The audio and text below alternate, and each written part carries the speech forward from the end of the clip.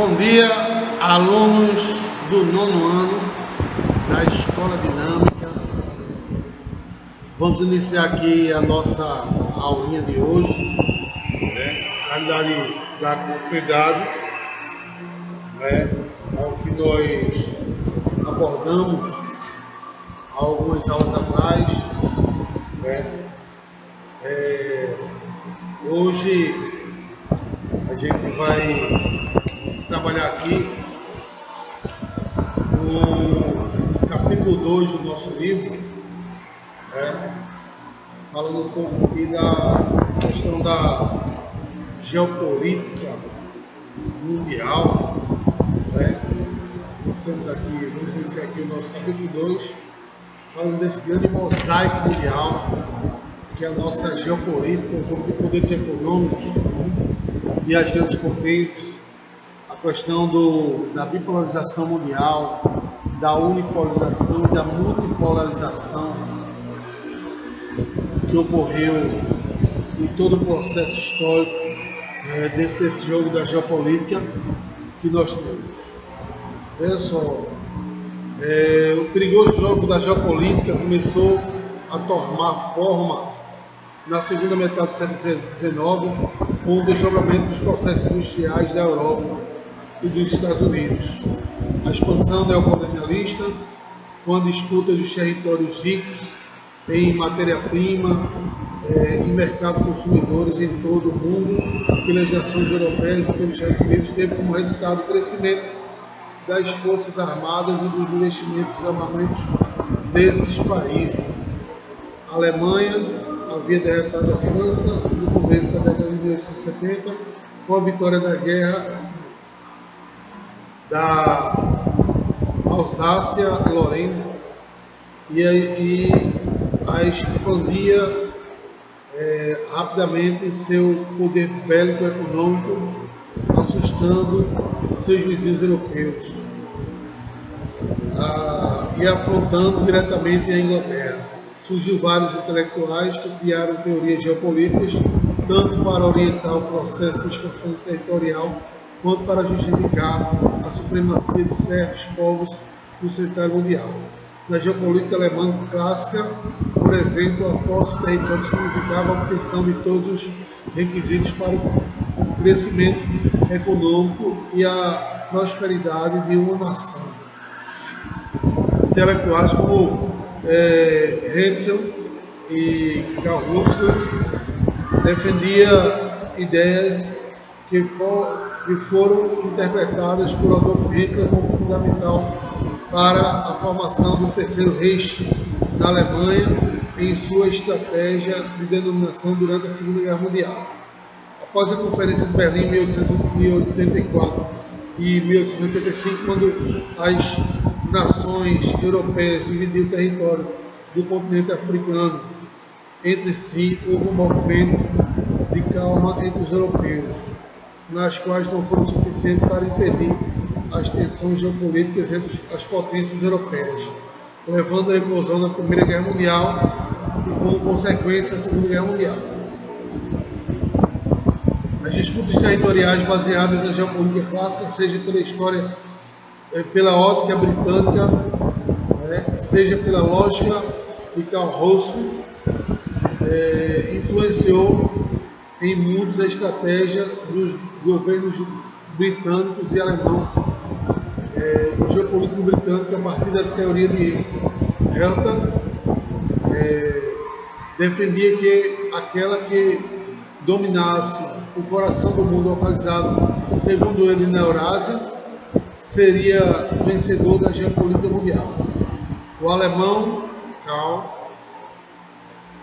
utilizando as ideias do geógrafo alemão Herzl, defendia a existência do espaço vital que teria que ser ocupado por uma nação que lhe rendesse recursos suficientes para o crescimento de sua manutenção e criação da zona alemã, que seria a Europa, a África e o Oriente Médio, o espaço vital direto para o povo alemão. No entanto, os esforços de guerra destruíram a Europa e o Japão e tiveram, seriam consequências para os outros países envolvidos na Segunda Guerra Mundial. A ideia de ocupar um território para dela usufruir seus recursos passou a ser vista como uma possibilidade cara e perigosa, com mais perdas que ganhos. Por isso, as nações mais poderosas da Terra modificaram as suas estratégias de domínio, que passou a dar pelo poder econômico. O surgimento dos Estados Unidos como superpotência capitalista mundial e a expansão do socialismo no mundo a partir do crescimento da União Soviética como potência econômica e militar, essencial à derrota alemã de Hitler, recriaram um novo tabuleiro geopolítico mundial. Então, por que os Estados Unidos tornou-se a maior potência econômica mundial a partir da Segunda Guerra Mundial? Por conta justamente do Plano Marshall, que os Estados Unidos ele financiou, na realidade, a reconstrução da Europa, e aí, consequentemente, a juros altíssimos começou a acumular uma grande quantidade de capital que, consequentemente, se tornou a grande potência econômica mundial.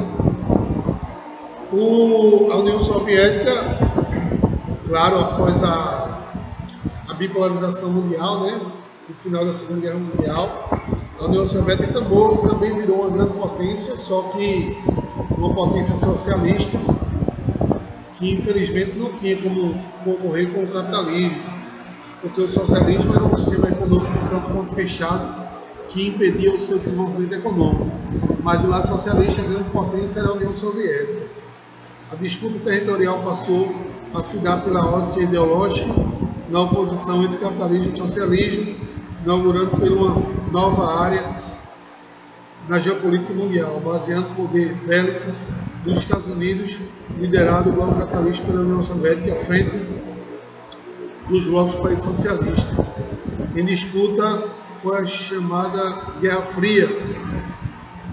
Vocês sabem que a Guerra Fria não teve disputas sangrentas, na realidade foi uma disputa meramente ideológica, sem derramamento de sangue.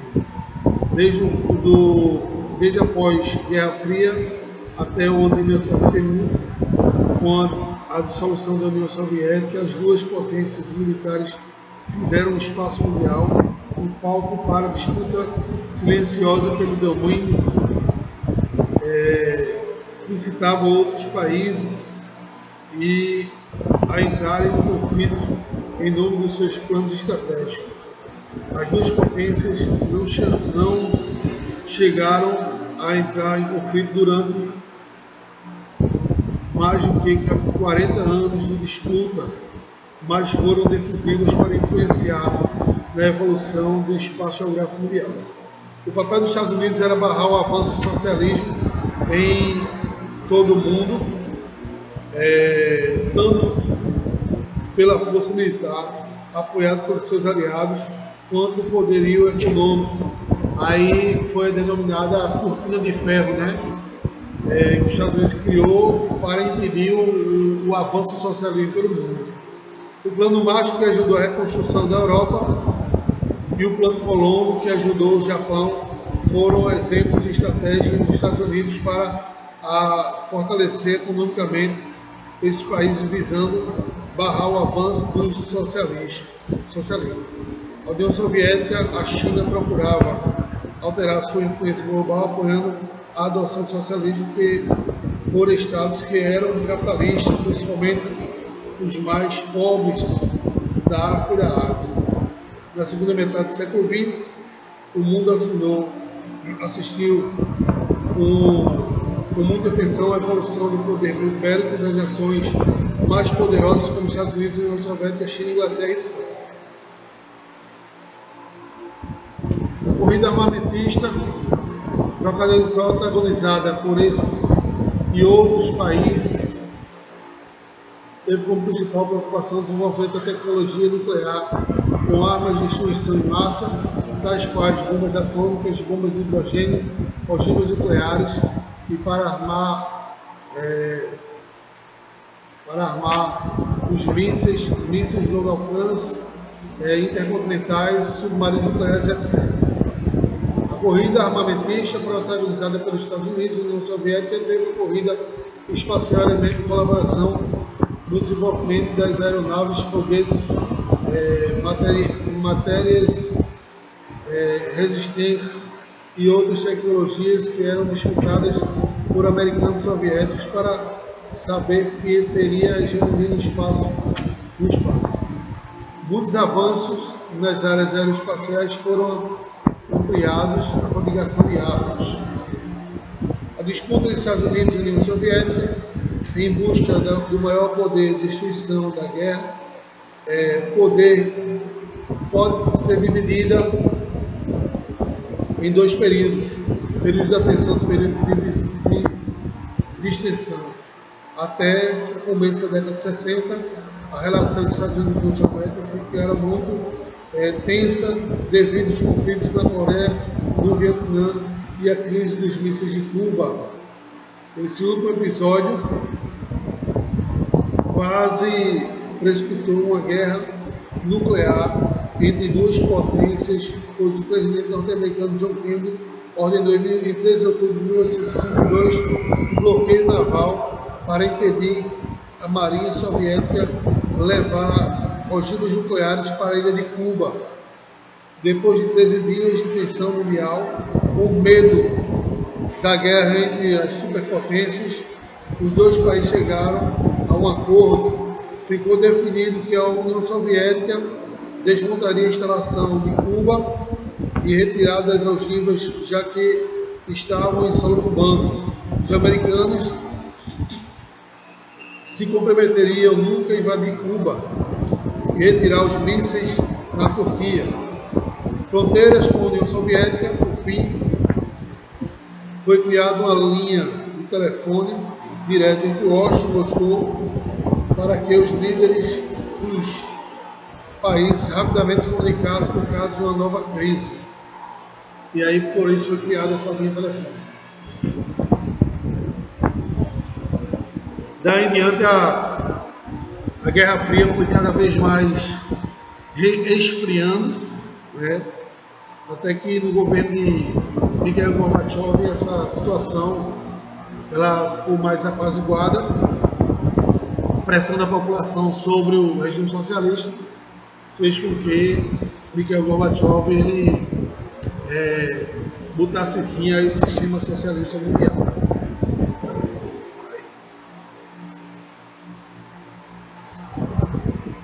Dá uma pancada aqui agora, pensador.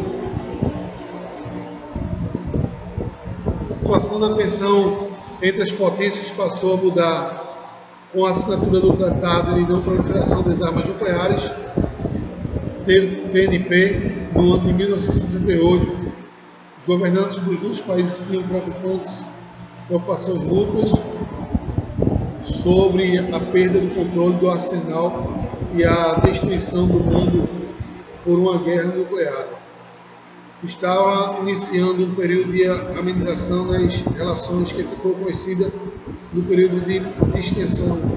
A OTP, ou a TNP, conta hoje com 189 países e tem passado por revisões constantes desde 1970, quando entrou em vigor.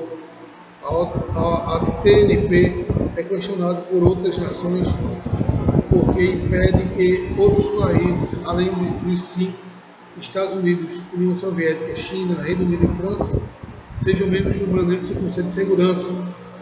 Os 5 países exercem uma espécie de monopólio e não oficialmente detentores de tecnologias nucleares para fins bélicos. No entanto, outros países possuem bombas nucleares e não fazem parte da TNP, como Índia, Paquistão, Israel e Coreia do Norte. A Coreia do Norte já foi signatária do TNP, mas em 2003 retirou-se. Atualmente preocupa o mundo ao desenvolver bombas nucleares e mísseis de longo alcance com capacidade de carregar ogivas nucleares. O último grande episódio na disputa bélica entre as superpotências se deu após a chegada de Mikhail Gorbachev ao poder na União Soviética em 1985. O líder soviético empreendeu reformas políticas e econômicas que mostraram ao mundo as intenções de não agressão e redução do arsenal do país. Foram assinados vários acordos de diminuição do arsenal nuclear com o então presidente dos Estados Unidos, Ronald Reagan. As reformas políticas da União Soviética tiveram reflexo do leste europeu, região que era controlada pelas forças do país, onde vários movimentos populares derrubaram o socialismo, bem como a queda do Muro de Berlim em 89 e a reunificação da Alemanha em 1990. Em dezembro de 91, Gorbachev, o último líder soviético, anunciava a dissolução dos países e criação da Comunidade Econômica dos Estados Independentes, a CEI, e neste momento de aparente solução, surgiu a ideia de que o mundo passaria a ter apenas uma única liderança, a superpotência dos Estados Unidos. Os teóricos geopolíticos nipo-estadunidense Francis Fukuyama chegou a propor que tais acontecimentos marcavam o fim da história. Em seu controverso artigo, posteriormente transformado em livro de mesmo nome, Fukuyama defendia a teoria de que, com a queda do socialismo e a ascensão do modelo econômico e social do capitalismo, a história havia chegado ao ápice de sua evolução mediante os demais sistemas ideológicos e etapas que resultaria num suposto momento de estagnação. Somando isso, houve um período de relativa paz imposta pelo norte-americano, manobra que ficou reconhecida como a Pax Americana, releitura da já conhecida Pax Romana. Entretanto, vale salientar que, apesar da proposta inicial desse conceito de estabilidade global, não se extinguiriam completamente, havendo conflitos como a Guerra do Afeganistão e a Guerra do Iraque, que ocorreu posteriormente a isso tudo aí. Falar agora um pouco sobre os polos da moderna e nova ordem mundial, unipolaridade, multipolaridade e apolaridade.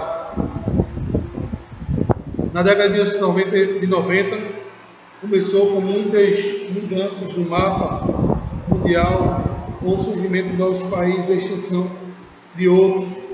Com a dissolução da União Soviética, passaram a existir a Rússia, a Ucrânia, Bielorrússia, Azerbaijão, Cazaquistão, Moldávia, Armênia, Letônia, Tajiquistão, Kirguistão, Geórgia, membros dos antigos tendo sua retirada efetiva em agosto de 2009, Uzbequistão, Turcomenistão, Lituânia, Estônia.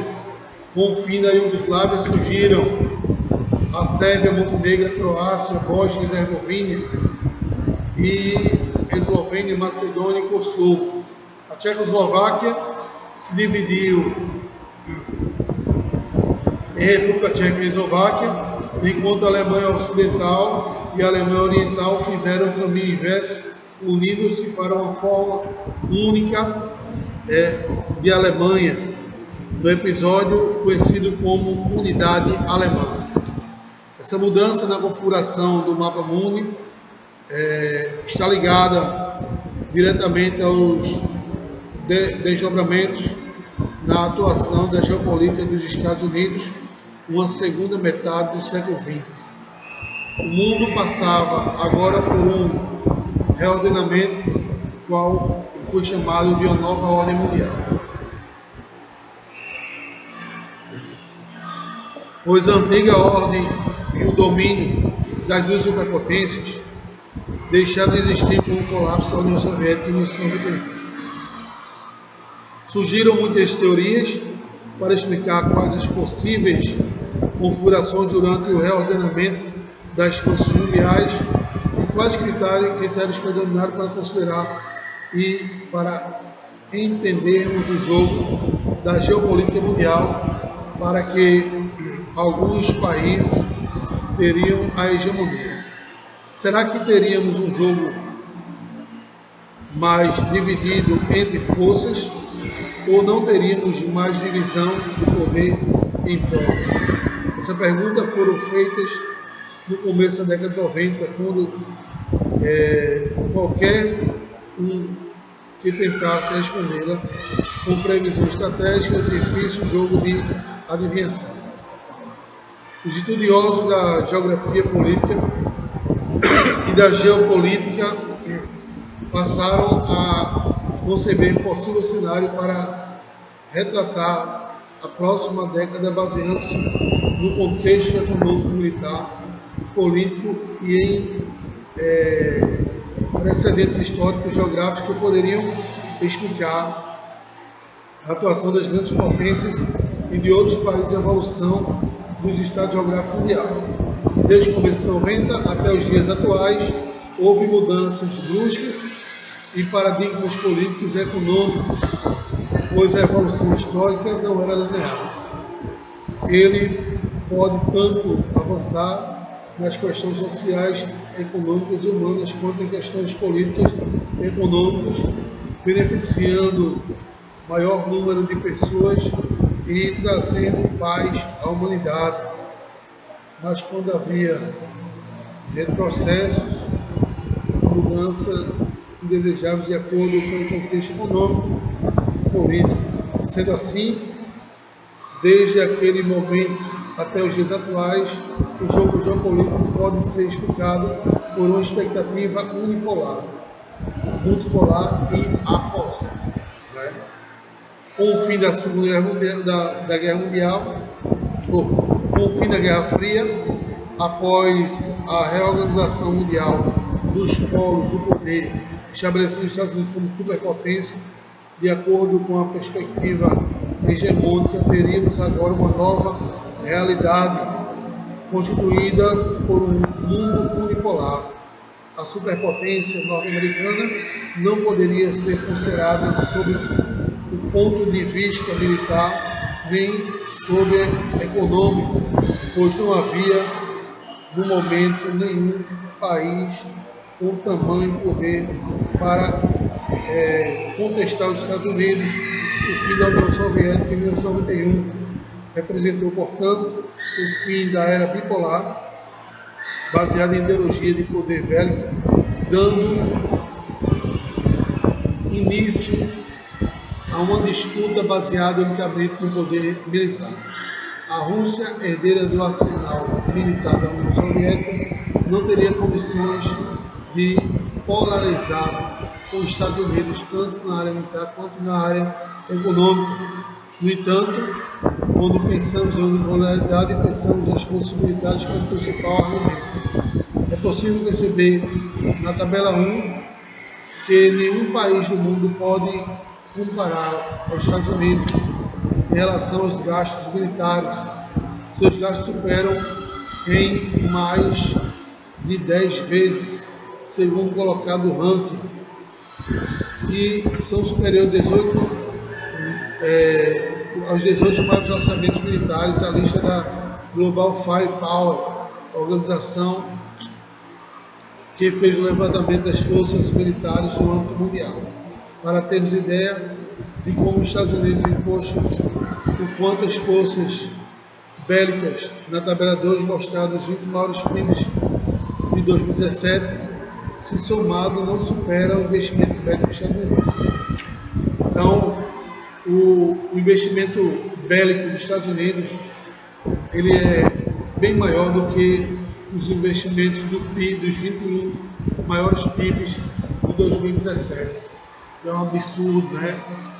O tanto que os Estados Unidos gastam em relação ao poderio bélico deles. Apesar das evidências que fundamentam argumentos em prol da soberania norte-americana, é perceptível a presença de outros polos de poder tão influentes quanto os Estados Unidos, a Europa e o Japão.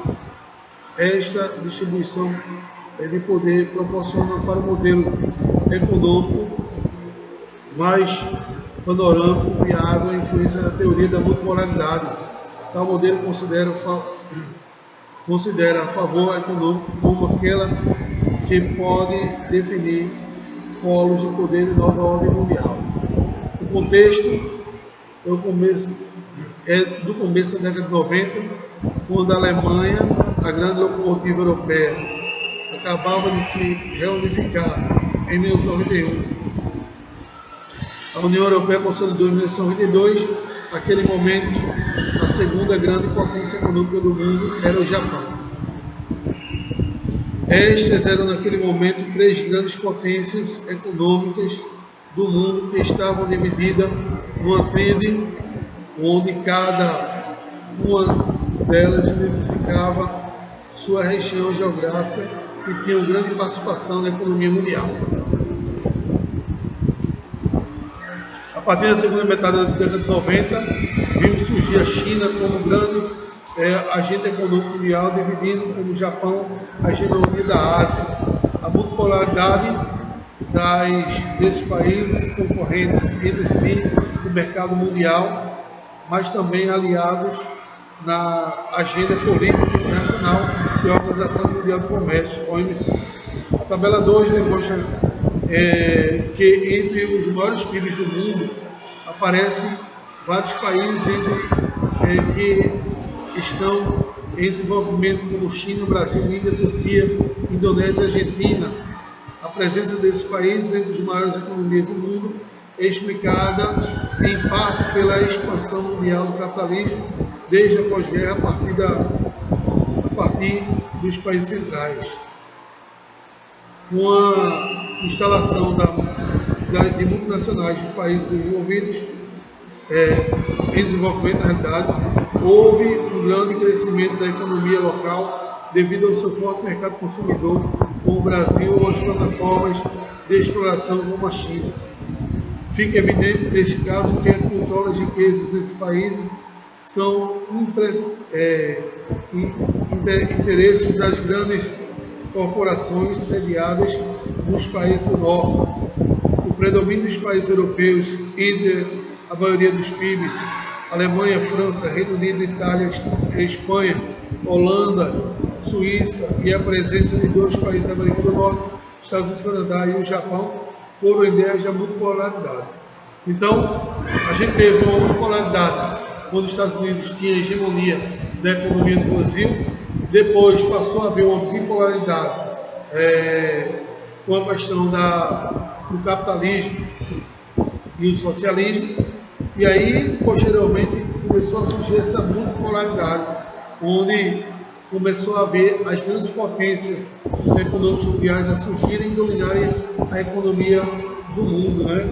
Entre eles aí Alemanha, França, Reino Unido, Itália, Espanha, Holanda, Suíça, Estados Unidos, Canadá e Japão, né? Além de China também, que hoje em dia é das grandes potências econômicas em crescimento.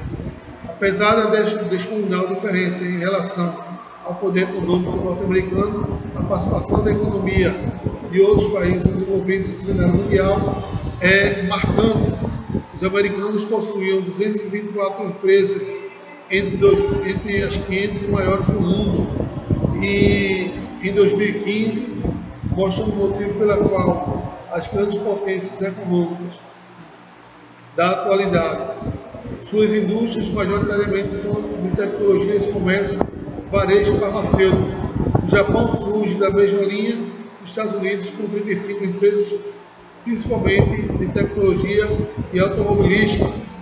Outros países envolvidos, como a Alemanha, Reino Unido, França, Itália, Canadá, Suíça, possuem juntas 110 empresas, com um predomínio de empresas farmacêuticas e alimentos, além de empresas petrolíferas e mineração, que faz com que esses países se tornem, assim, as maiores potências econômicas mundiais no mundo atual multipolar.